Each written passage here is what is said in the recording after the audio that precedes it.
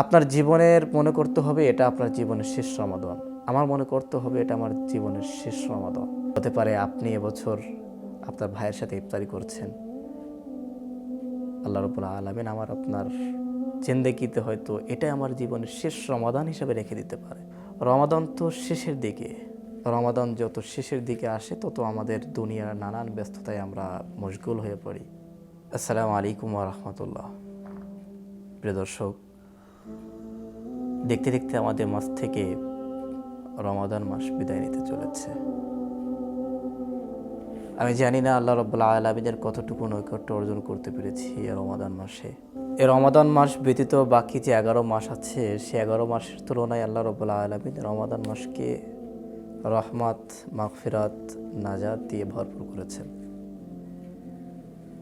সুতরাং এই রমাদান মাসের মধ্য দিয়ে যদি কোনো মুমিন, যদি কোনো মুসলমান আল্লাহ রাব্বুল আলামিনের কাছে যেতে চায়, আল্লাহ তাআলার নৈকট্য অর্জন করতে চায়, তবে তার জন্য খুব সহজ মাধ্যম হলো রোজা, যার মাধ্যমে আল্লাহ রাব্বুল আলামিনের কাছে যাওয়া খুবই সহজ।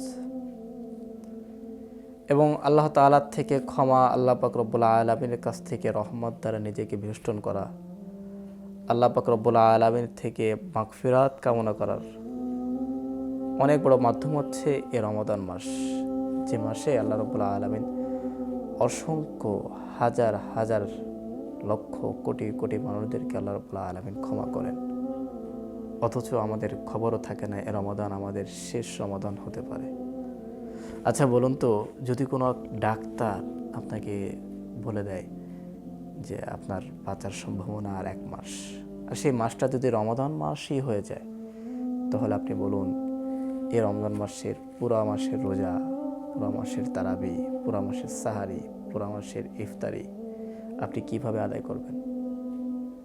আপনি যদি এটা নিশ্চিত হন যে আজকে আমার শেষ তারাবি, বা এই রমাদান আমার জীবনের শেষ রমাদান, এই রোজা রাখা আমার জীবনের শেষ রোজা রাখা, এ তারাবি পড়া আমার জীবনের শেষ তারাবি পড়া, তাহলে বলুন তো, আপনি যদি খাঁটি মুমিন হন বা আল্লাহর ভয় যদি আপনার অন্তরে থাকে, নবীর মোহাব্বত যদি আপনার অন্তরে থাকে, তাহলে আপনি রমাদান মাসটা কিভাবে কাটাবেন?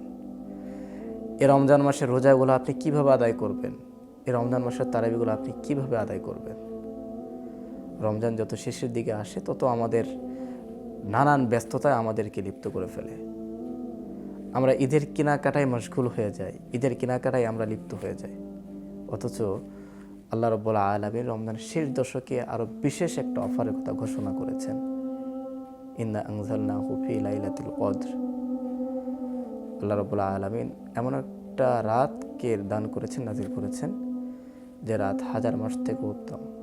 লাইলাতুল কদরি খায়রুম মিন আলফি শাহরিন, যে মাস আল্লাহ রাব্বুল আলামিন 1000 মাস থেকে উত্তম করেছেন।